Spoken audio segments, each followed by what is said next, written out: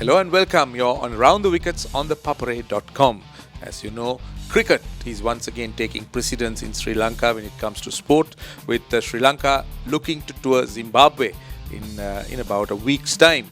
And the Sri Lankan team will be trying to build on their success that they had against Australia. But there have been a few problems for the Sri Lankans, particularly involving the injuries, with so many fast bowlers out, and also the batsmen, some of the leading batsmen picking up injuries in their local games. So the Sri Lankans must be a pretty anxious lot, wanting to make sure that their full squad will be ready and available for this important tour of Zimbabwe.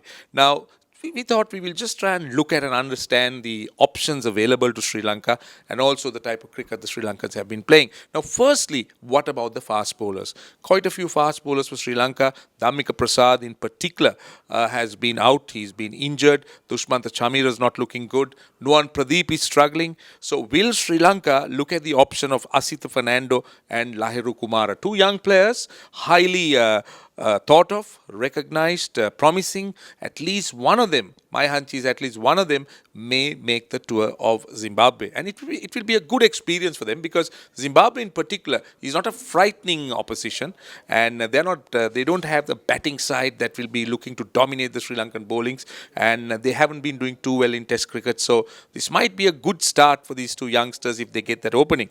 And don't forget, the two Test matches are starting. The first Test starts on the 29th of October at Harare.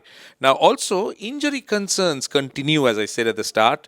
Chandimal, well, he picked up a very serious injury when he was playing for his office in the Mercantile tournament. Then Dhananjaya, Nuwan Pradeep, Matthews still struggling. So these players are vital and critical for the Sri Lanka's cause.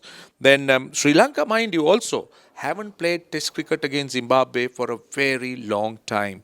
12 years.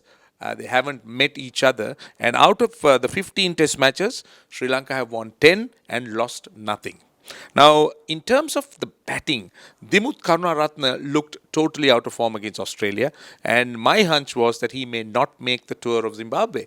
But what the selectors did was they played very smart. They allowed Dimuth Karunaratne to captain the Sri Lanka A side against the West Indies A, and Karunaratne has put his hand up, did tremendously well, did very well with 100 and also a half century in the two unofficial Test matches, making 241 runs, and that appears to have penciled him into the side going into Zimbabwe. And another player that has done well for Sri Lanka in these 18 games that have really forced his selection is Roshan Abeysinghe. So these two players look certainties for Sri Lanka touring Zimbabwe, but a few other players the Sri Lankan selectors will be looking at very closely to ensure that the final 15, it's going to be a 15-man squad, that the final 15 will be decided.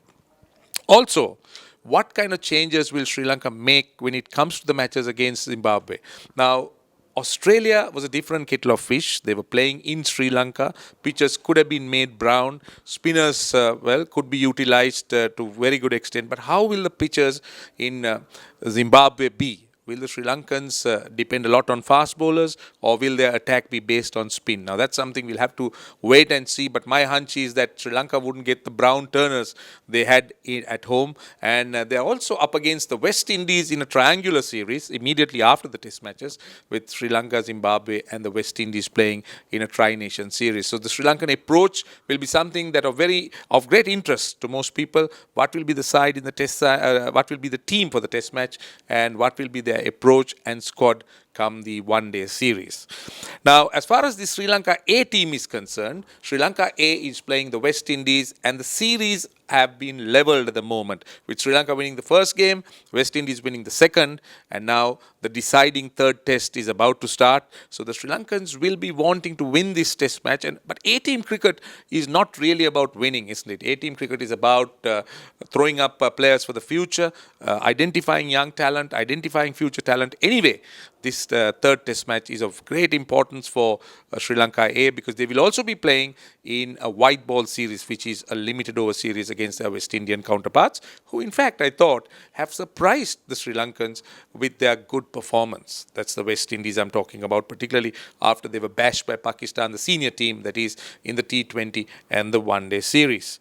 Now, Mercantile Cricket, Mas Unichala won the 24th Singer MCA Premier League tournament, and they will also play in the knockout finals this Sunday, which is the 23rd October against Commercial Credit. Well, the Mercantile tournament has really started to hot up, but of course one's concern is about the weather, because this is about time that Sri Lanka and Colombo in particular starts experiencing the rain situation. So let's hope that the Mercantile tournament will not be affected by the rain, and of course don't forget Sri Lanka needs a lot of rain because they are enduring a fairly strong dry spell. You can catch the action of this Mercantile final between Mas Unichala and also Commercial Credit on ThePapare.com and Dialogue Now Channel 1 on Dialogue TV and on My TV. And also you can join us for Cricketry when Sri Lanka tours Zimbabwe for all the action, the thrills and the spills. So that's it on Around the Wickets. We'll join you again very soon.